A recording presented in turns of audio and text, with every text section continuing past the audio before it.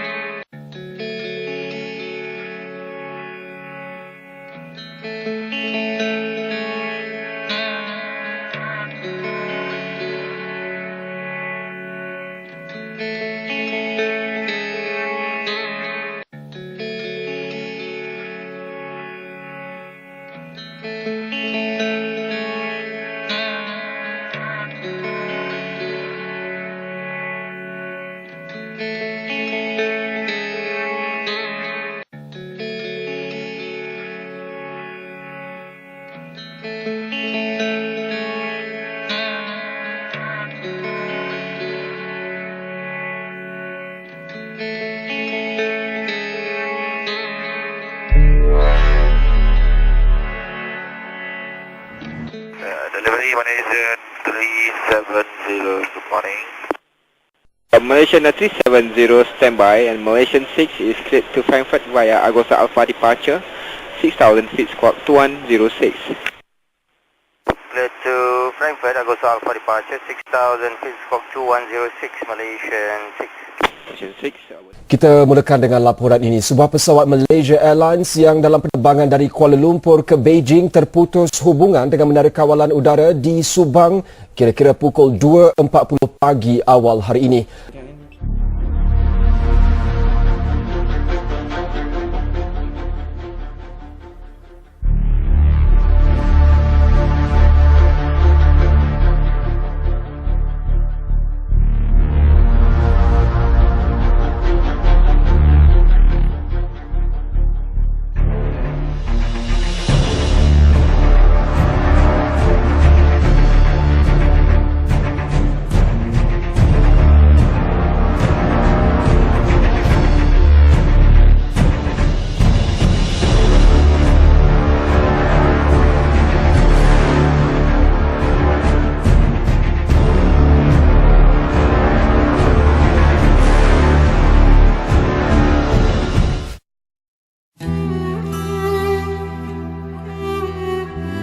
Lapangan terbang antarabangsa Kuala Lumpur KLIA menjadi saksi cerita tangis gembira menyambut kepulangan orang tersayang atau melepaskan mereka pergi.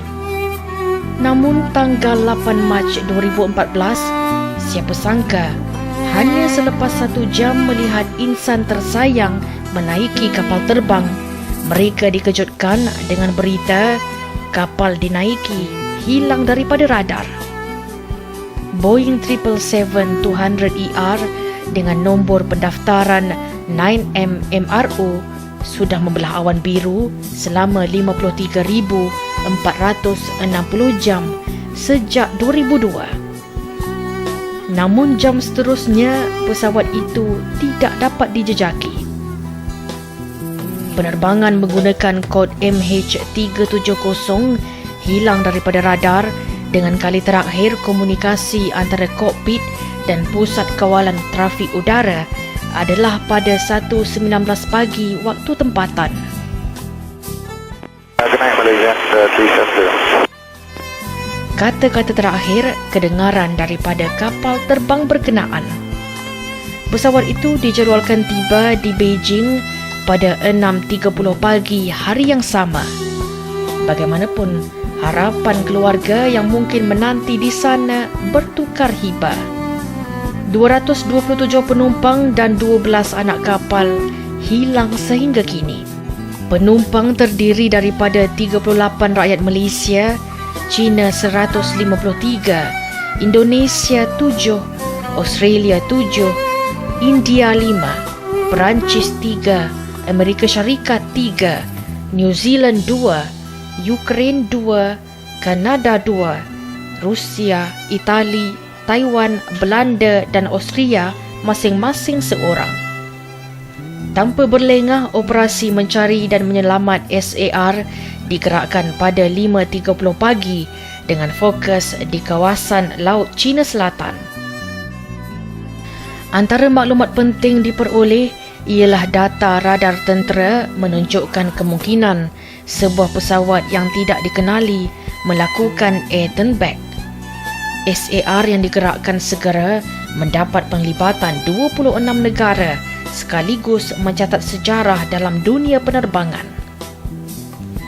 Sejak hari pertama kehilangannya, ratusan wakil media tempatan dan asing berkumpul di pusat media di Hotel Sama-Sama Sepang berdekatan KLIA. Disitulah semua perkembangan mengenai kehilangan pesawat berkenaan dimaklumkan oleh pihak berkaitan. Antaranya Pemangku Menteri Pengangkutan Datuk Seri Hishamuddin Tun Hussein, Ketua Pegawai Eksekutif MAS Ahmad Jauhari Yahya dan Ketua Pengarah Jabatan Penerbangan Awam DCA Datuk Azharuddin Abdul Rahman. Beberapa petunjuk yang dikenal pasti seperti data satelit China yang mencerap imej objek berkemungkinan mempunyai kaitan dengan pesawat yang hilang. Pihak berkuasa China kemudian mengesahkan imej berkenaan tiada kaitan dengan MH370. Tidak lama selepas itu, Agensi Penguatkuasaan Maritim Malaysia APMM pula menjumpai tumpukan minyak 100 batu nautika dari pantai Tok Bali, Kelantan. Namun kemudiannya disahkan ia adalah minyak tangki bagi kapal kargo dan bukan minyak pesawat. Juga misteri 2 penumpang malang yang didapati menggunakan pasport palsu Itali dan Austria. Polis Diraja Malaysia dan Interpol kemudian mendedahkan 2 penumpang itu ialah warga Iran iaitu Puria Nur Muhammad Mehdad 19 dan Delawar Said Muhammad Erza 29. Disahkan kedua-duanya tiada kaitan dengan kumpulan pengganas. Operasi SAR turut diperluas ke Selat Melaka berikutan kemungkinan pesawat itu melakukan air turn back. Kemudian ke selatan Thailand, Laut Andaman dan akhirnya Lautan Hindi. Pada 11 Mac 2014, Panglima Tentera Udara Diraja Malaysia TUDM, Jeneral Tan Sri Rotsali Daud mengesahkan pesawat yang dikesan melakukan air turn back oleh radar utama ialah penerbangan MH370. We look back at the recording and there is an indication, possible indication that the aircraft made a turn back. And this is, collaborated at the moment. As we speak, we are trying to make sense of this, and is in some part collaborated by civil radar, but we are still looking for areas from our international agencies. Disebabkan itu, SAR di Laut Cina Selatan ditamatkan. Hasil maklumat itu, SAR tertumpu kepada koridor utara yang merentangi dari sempadan Kazakhstan dan Turkmenistan ke bahagian utara Thailand. Manakala koridor selatan merentangi kawasan dari Indonesia ke selatan Lautan Hindi.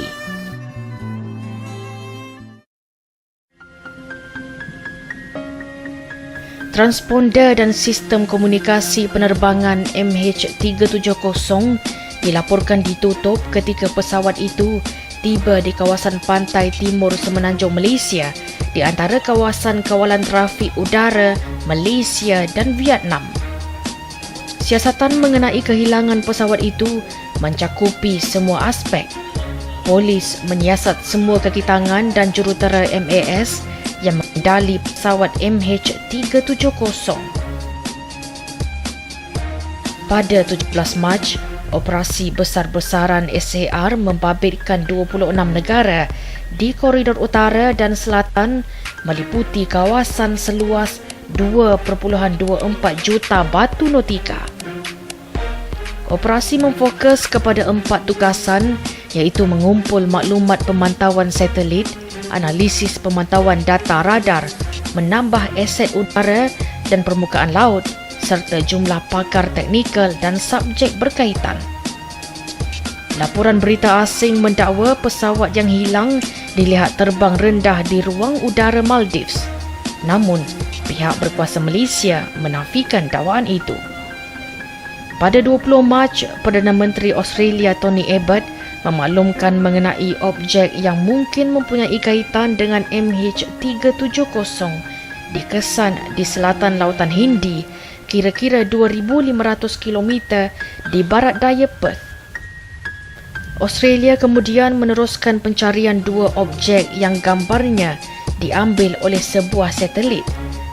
Satelit China turut mengesan 1 objek terapung berukuran 22.5 meter kali 13 meter di Lautan Hindi. Pada 24 Mac, tepat 10 malam, Perdana Menteri Datuk Seri Najib Tun Razak akhirnya mengumumkan bahawa penerbangan pesawat Boeing 777-200ER yang hilang berakhir di selatan Lautan Hindi. Based on that new analysis, Inmarsat and the AAIB have concluded that MH370 flew along the southern corridor and that its last position was in the middle of the Indian Ocean west of Perth. This is a remote location, far from any possible landing sites. It is therefore with deep sadness and regret that I must inform you that according to this new data, flight MH370 ended in the southern Indian Ocean. Susulan itu, operasi SAR di koridor utara dihentikan serta-merta dan fokus pencarian beralih ke selatan Lautan Hindi berikutan petunjuk terbaru itu. Imej satelit pula mencerap beberapa objek di koridor selatan yang mungkin mempunyai kaitan dengan pesawat MH370. Namun, Lembaga Keselamatan Maritim Australia AMSA kemudiannya mengesahkan objek yang diperoleh setelah diperiksa tidak mempunyai kaitan dengan pesawat MH370. Pada 29 Mac 2014, Kementerian Pengangkutan mewujudkan panel antarabangsa bagi menyiasat insiden kehilangan MH370. Transkrip perbualan terakhir dikeluarkan. Komunikasi antara pengawal trafik udara dan kokpit pesawat MH370 ialah pada jam 1.19 pagi 8 Mac dengan kata-kata Good Night Malaysia 370. Transkrip penuh komunikasi itu bagaimanapun tidak menunjukkan sebarang keganjilan.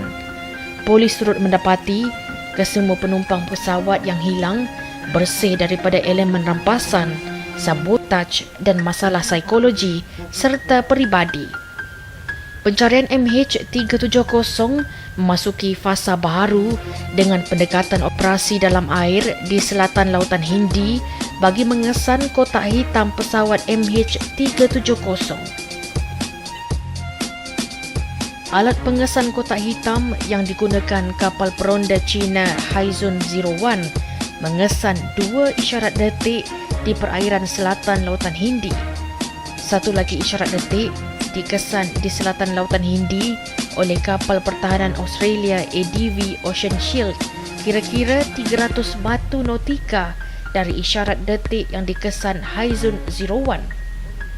Manakala pesawat Australia mengesan satu isyarat berpotensi ada hubung kait dengan MH370 ketika mengendalikan pencarian. Namun, Pusat Penyelarasan Agensi bersama JACC mengesahkan bahawa isyarat yang dikesan pesawat AP3C Orion milik Australia itu tidak mempunyai kaitan dengan sebuah pesawat. Kenderaan dalam air autonomous AUV Bluefin 21 kemudian digunakan dalam operasi pencarian pesawat MH370. Namun, data diperoleh tidak mempunyai kaitan dengan misi pencarian. Syarikat Penerokaan Australia Georesonance kemudian mendakwa bangkai pesawat MH370 mungkin boleh ditemui di Teluk Benggala, Bangladesh. Namun, JACC mengesahkan tiada sebarang penemuan di Teluk Benggala. Pada 1 Mei 2014, Kementerian Pengangkutan mengeluarkan laporan awal berhubung kehilangan penerbangan MH370 termasuk manifest kargonya dan rakaman audio antara kokpit pesawat itu dan Pusat Kawalan Lalu Lintas Udara Subang. Manifest kargo mendedahkan 200 biji bateri lithium ion dibawa oleh pesawat itu adalah mematuhi peraturan barangan bahaya Persatuan Pengangkutan Udara Antarabangsa IATA. Penerbangan itu juga dilaporkan membawa 4,566 kilogram manggis segar yang dihantar oleh Pos Seng Kian dari Muar Johor untuk Beijing Guangchangming Trading. Baki kargo terdiri daripada bungkusan dan barangan Korea seberat 2,934 kilogram. Sementara itu, Ketua Pegawai Eksekutif Kumpulan Malaysia Airlines MAS Ahmad Jauhari Yahya mengesahkan pesawat itu telah diselenggara 10 hari sebelum ia dilaporkan hilang.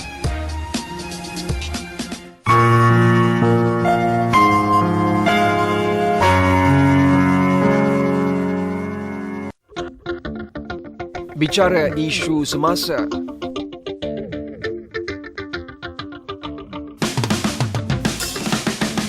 Merangkumi segenap ruang. Semuanya dalam Ruang Bicara secara langsung Isnin hingga Jumaat hanya di Bernama TV.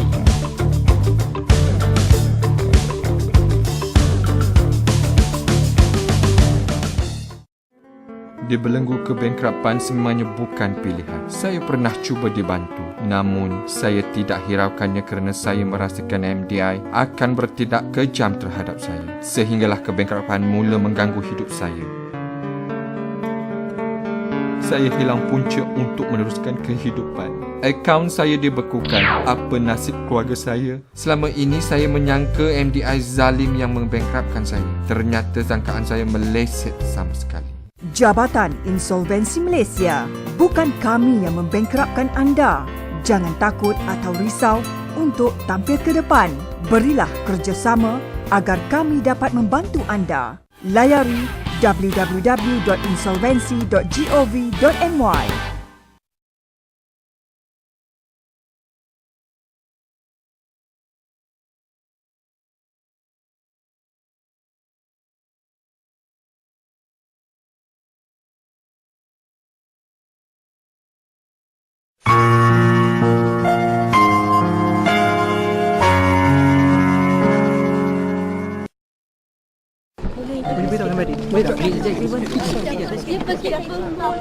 Apa tujuan dia? Tidak ada. Ayah. Anak tu siapa tu yang? Menantu. Siapa nama menantu? Nur Fazila Ahmad Rahim. Nur Fazila Ahmad Rahim. Umur berapa tu? 37. Bila pukul berapa waktu dapat maklumat yang dia terlibat dalam? Tadi pagi. Pagi pukul berapa? Pukul 6.30. Daripada pihak mana inform tu? MAS. Inform makcik dah ikut. Makcik dengan siapa makcik dia ke sana? Dia daripada Free Scale. Bertugas. 你得理解这些人的心情，知不道？那机上没你家里人，可能是不是？要有你家人，你们肯定不这样办事。非常烂，我等了20多个小时，就为了等一个消息。他哪怕有个人出来让我看一眼，然后他跟我们说一下，现在没有任何消息，只要是马航的人，我都能心情稍微好受一点。可是他不把我们当个人看，他把我们晾在这里这么长时间，他把我们当什么？ Setiap satu passenger boleh bawa 2 next of kin dengan pasport ke crash site. Untuk keluarga saya, abang saya dengan mak saya akan pergi. So make sure you ada pasport yang valid untuk pergi and ada kat sini by 6 o'clock. Terima kasih banyak. Ya? Adik saya. Dapat tu pukul 6 pagi. 6 pagi melalui MS Alcom. Ada semalam makan dah saya dinner dengan kami kat rumah. They're still waiting. It's Thomas. It's okay. Did he call you? They have not updated anything because they have not find the aeroplane. They have not seen the aeroplane yet. There's nothing. There's no rumors out there. Tak ada apa-apa. Saya tak tahu. Saya tahu parents saya suruh jangan percaya yang kat media tu. So I don't know. I pun sendiri tak tahulah blur ni sekarang ni. Sama ada dia dalam keadaan selamat, tak selamat, kita terima je lah. Berat mata memandang, berat lagi bahu yang memikul. Namun tidak seberat hati yang menanggung. Perumpamaan yang acap kali didengar jika sesuatu musibah berlaku.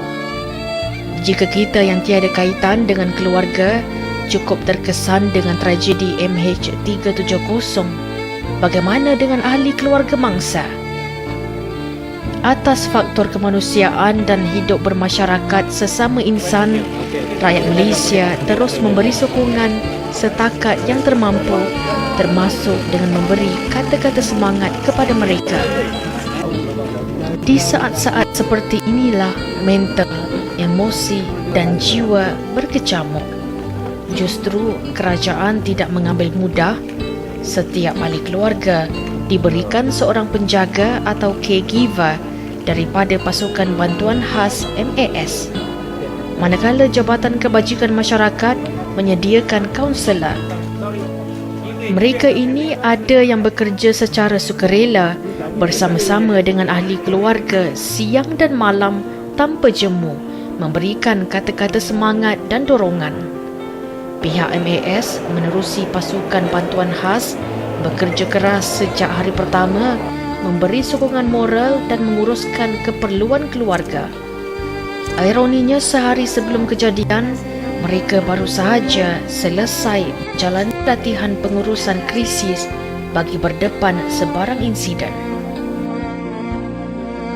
On the 8th of March, we got a call at 7 o'clock in the morning and we were deployed as caregivers. 63 of us on board together with the other admin staff, which made 92 of us, were deployed to Beijing. We arrived around 11 o'clock at night, and it was an interesting way to arrive in China, bypassing the airport. Being a caregiver has given us a chance to make a difference in people's lives. It takes a lot of caring, a lot of concern and empathy for the next of kin, as well as the victims. However, at the same time, you need to learn how to emotionally distance yourself, because you need to be strong to be able to support them. Peranan penjaga atau kaunselor dilihat antara aspek penting yang diberikan penekanan kerajaan. Ini termasuk menghantar 15 kaunselor dari JKM ke Australia bagi membantu anggota keluarga penumpang dan anak kapal pesawat Malaysia Airlines MH370. Menteri Pembangunan Wanita, Keluarga dan Masyarakat, Datuk Seri Rohani Abdul Karim sebelum ini berkata, tugas dan tanggungjawab kaunselor lebih mencabar untuk menangani emosi keluarga penumpang dan anak kapal MH370.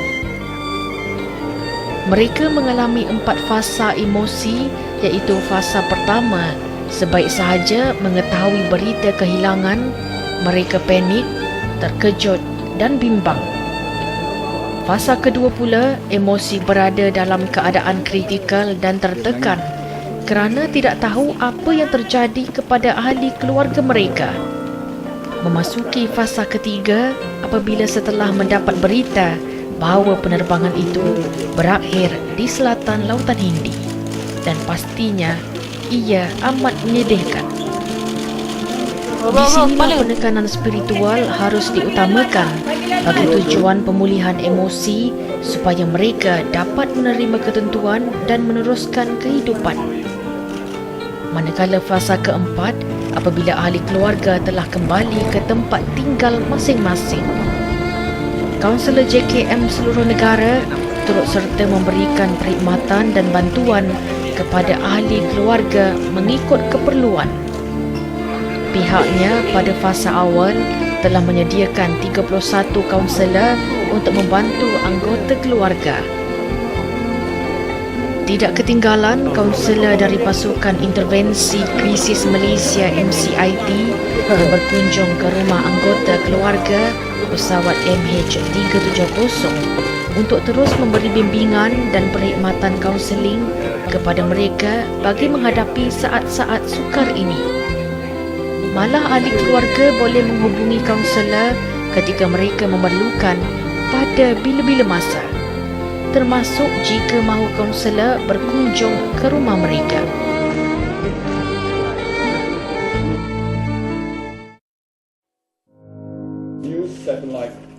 Peristiwa kehilangan pesawat MAS penerbangan MH370 turut menguji kemampuan Malaysia menguruskan maklumat untuk disalurkan kepada media tempatan dan antarabangsa.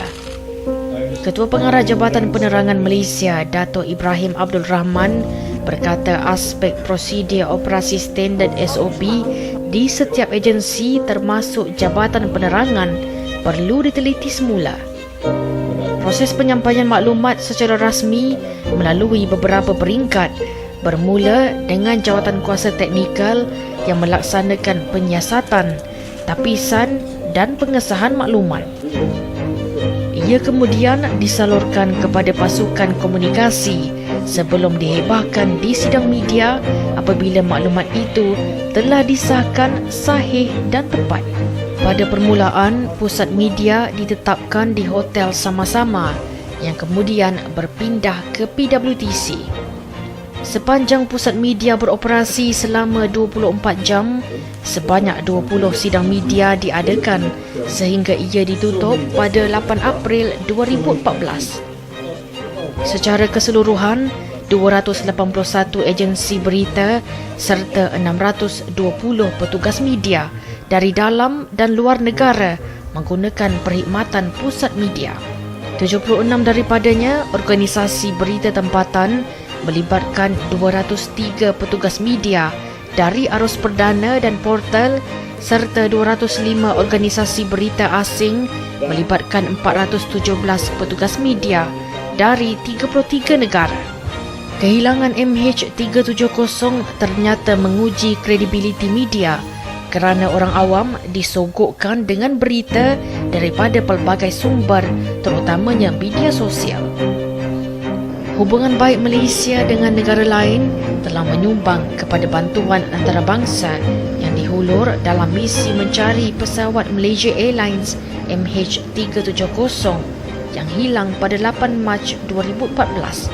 Perdana Menteri Datuk Seri Najib Tun Razak menegaskan ia bukan tugas mudah untuk menghimpunkan 26 negara dalam operasi SAR besar-besaran itu sekiranya Kuala Lumpur tidak mewujudkan hubungan rapat dengan negara lain.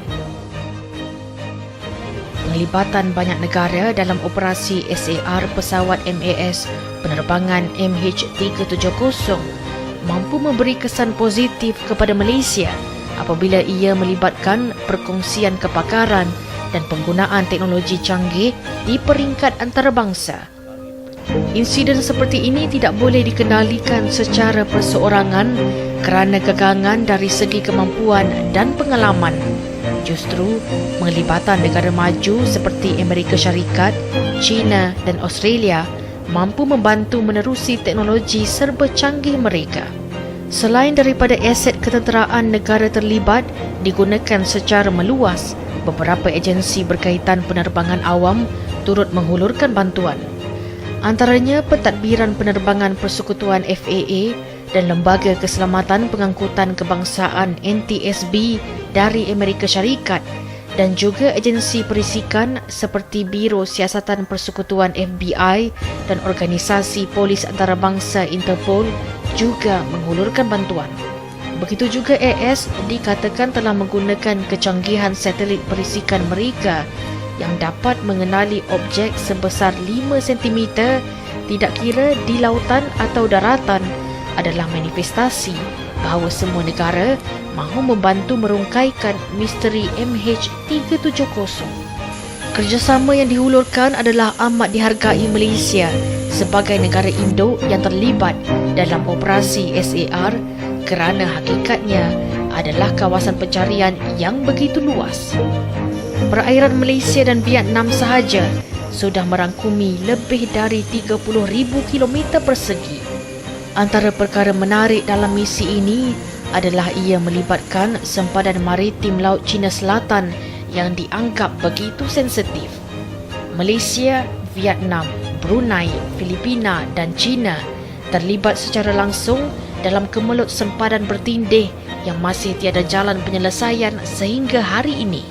Oleh itu, kerjasama yang dipamerkan oleh semua negara terlibat dalam operasi SAR dianggap begitu menakjubkan jika bersandarkan senario Laut Cina Selatan.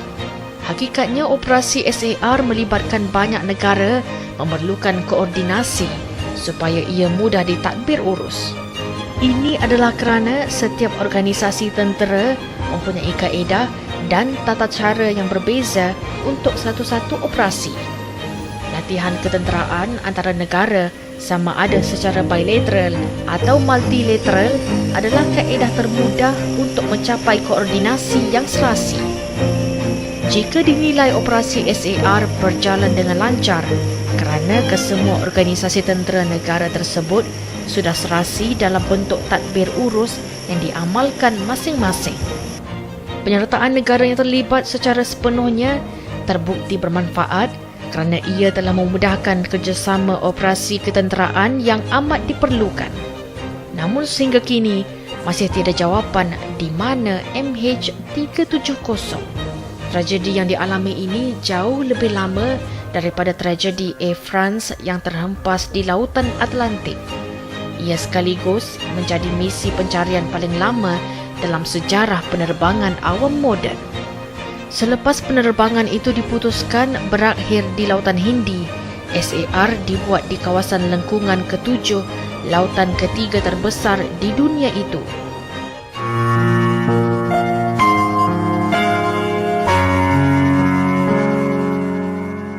Menyelami realiti, menjejaki masa, meninjau peristiwa, paparan kronikal kembara kehidupan, pelbagai keunikan juga pengalaman menarik.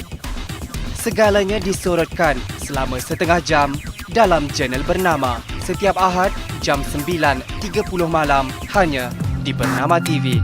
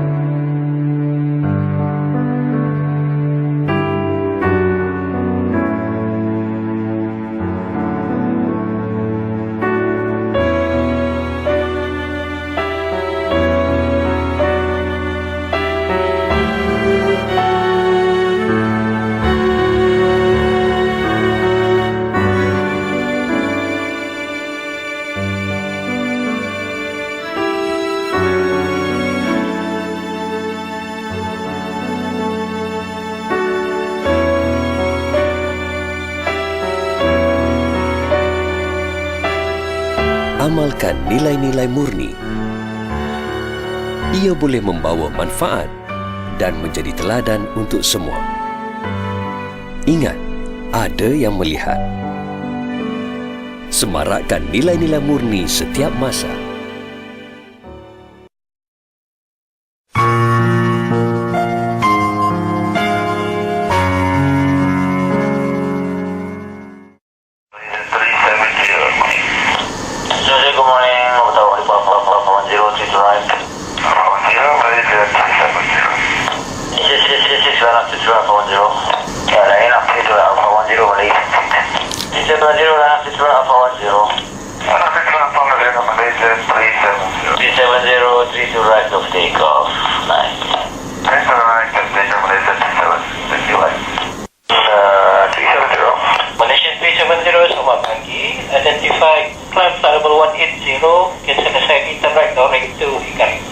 Okay, level 180, direct Ikari, Malaysian 1370. 370, contact lampu radar 1326, good night. Alright, 1326, Malaysian 370. Lampu control, Malaysian 370. Malaysian 370, lampu radar, good morning, climb flight level 25. Level 250, Malaysian 370. Malaysian 370, climb flight level 350. Level 350, Malaysian 370. Malaysian 370, maintaining level 350. Malaysian 370.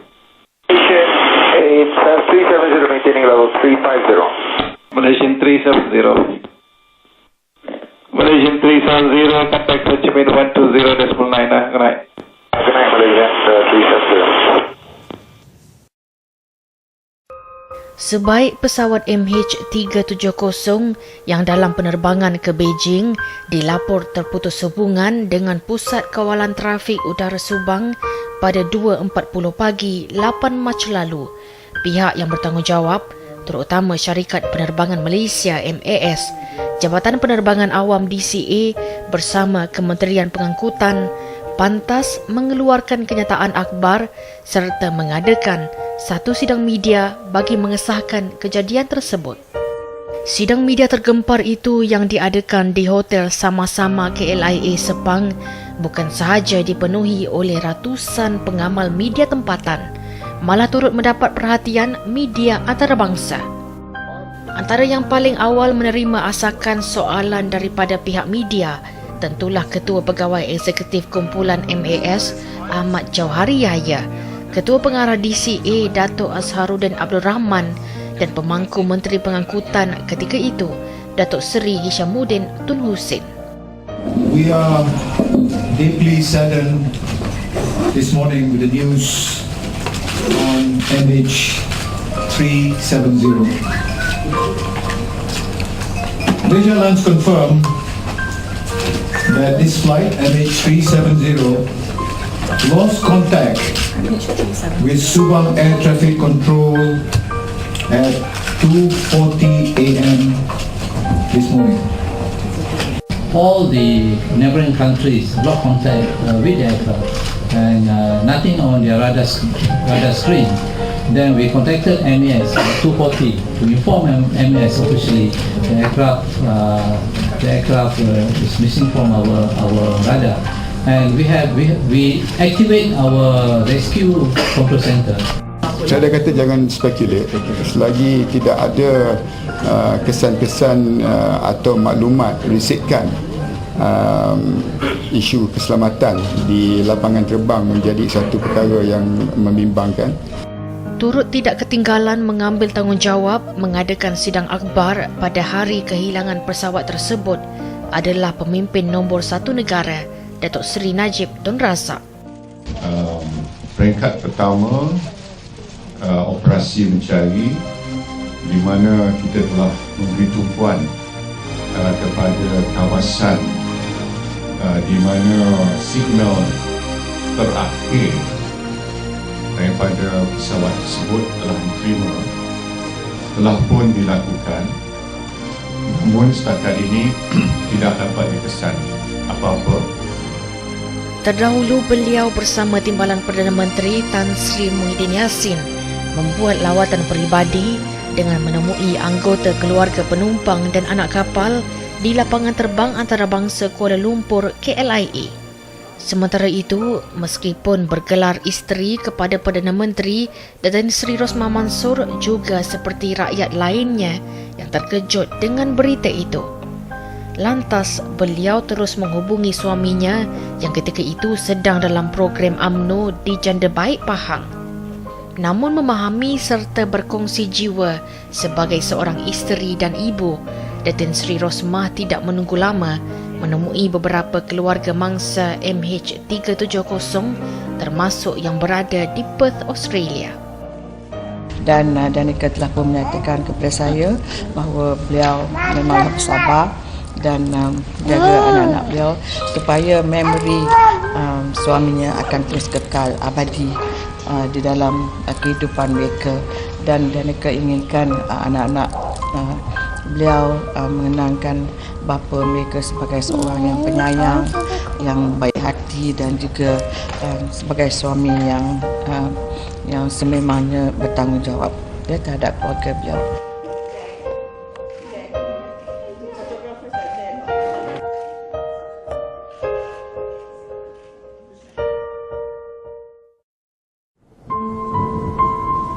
Meskipun Malaysia belum pernah mengalami pengalaman kehilangan pesawat yang hingga kini selepas hampir setahun, kes itu masih juga belum terungkai. Namun sejak hari pertama kehilangan pesawat itu, kerajaan dilihat berjaya menguruskan pengumpulan maklumat serta menerajui usaha mencari dan mengesan yang melibatkan pelbagai negara lain. Bukan itu sahaja, malah Malaysia turut dipuji atas inisiatifnya apabila sentiasa mendahulukan kebajikan ahli keluarga, penumpang dan anak kapal yang terlibat sama ada di Malaysia maupun di luar negara seperti di China dan Australia.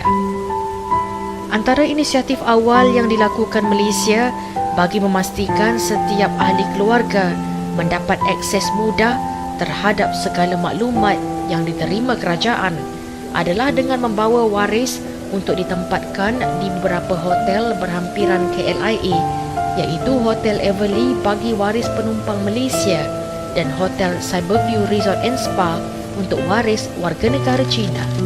Pihak MAS juga menyediakan kemudahan pengangkutan, makanan, perubatan dan kaunselor daripada Jabatan Kebajikan Masyarakat untuk memberi sokongan moral kepada mereka. Malah MAS juga sejak hari pertama telah mengatur perjalanan para waris penumpang pesawat MH370 yang melibatkan pelbagai warga negara sama ada yang ingin ke Beijing atau ke Kuala Lumpur. Usaha itu disusuli Jabatan Immigration yang lantas membuka kaunter khas untuk keluarga penumpang MH370 membuat pasport segera di Putrajaya. Sebaik sahaja berita mengenai insiden itu diketahui, serta merta MAS juga menugaskan pasukan 112 petugas sokongan termasuk pegawai kanan pengurusannya di Beijing, China untuk membantu anggota keluarga penumpang. Selain itu, kerajaan turut menubuhkan jawatan kuasa waris penumpang yang dipengerusikan Timbalan Menteri Luar Datuk Hamzah Zaiduddin. Jawatan kuasa itu bertujuan menyalurkan bantuan kewangan kepada setiap waris penumpang MH370 yang mana pampasan terawal yang diberikan adalah sebanyak $50,000 Amerika. Tidak lepas tangan, kerajaan juga mengambil inisiatif dengan menubuhkan beberapa jawatan kuasa di bawah Kementerian Pengangkutan, Kementerian Pertahanan, Kementerian Luar dan jawatan kuasa peringkat antarabangsa. Antaranya pasukan teknikal khas Next of Kin Committee, Technical Committee, Search Committee dan International Working Group. Bukan itu sahaja, malah syarikat minyak nasional Petronas juga membiayai 67 juta ringgit bagi penyediaan sonar imbasan dan kapal sokongan marin untuk operasi pencarian di laut dalam. Ketika usaha mencari dan menyelamat pesawat MH370 terus menemui jalan buntu, rakyat Malaysia tanpa mengira latar belakang kefahaman agama maupun ideologi politik, terus berdoa tanpa henti bagi keselamatan penumpang dan anak kapal pesawat berkenaan. Selain itu, pelbagai cara juga dilakukan bagi menzahirkan keprihatinan, harapan dan doa daripada masyarakat dunia yang sama-sama berkongsi kesedihan atas tragedi itu. Dan yang paling mendapat perhatian adalah menerusi tulisan kata-kata semangat di kain rentang yang dipamerkan di anjung tinjau KLIA. Malah laman media sosial seperti Facebook turut membuka akaun Missing Malaysia Airlines MAS Flight MH370 dan Pray for MH370 yang mendapat perhatian masyarakat dunia. Selepas mengumumkan penerbangan pesawat Malaysia Airlines MH370 berakhir di selatan Lautan Hindi pada malam 24 Mac lalu, keesokannya negara bergabung. Perdana Menteri dengan nada suram turut membentangkan usul tergempar di Dewan Rakyat bagi menzahirkan rasa sedih, duka cita dan pilu. Malaysia tidak pernah berputus asa, malah terus komited dalam melakukan misi pencarian pesawat MH370. Biarpun usaha mencari dan menyelamat pesawat itu dilabel sebagai misi paling mahal serta paling sukar dalam sejarah penerbangan dunia, namun demi memenuhi permintaan waris mangsa yang mahu bertemu semula dengan ahli keluarga mereka, semua itu dilakukan Malaysia hingga kini. Pencarian MH370 tidak akan berakhir selagi ada bulan, bintang dan matahari.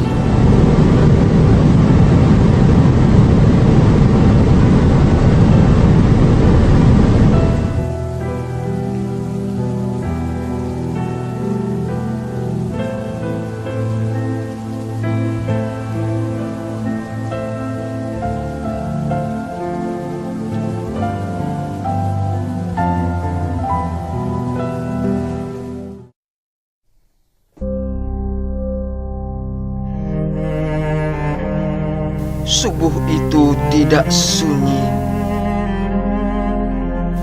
Lena ditampar kabar duka dari langit. Kaget seantero tergamam, jenuh bertikam dengan teka-teki sumbang. Adakah engkau esok akan pulang? Langit mana yang engkau terbang? Bisu segala radar dan sonar, tenggelam padam menjadi rahsia yang sangat dalam. Anak itu tidak berhenti dongak ke langit. Fikirannya tembus ke awan. Ada saudara yang menangis, bertanya dalam kelabu,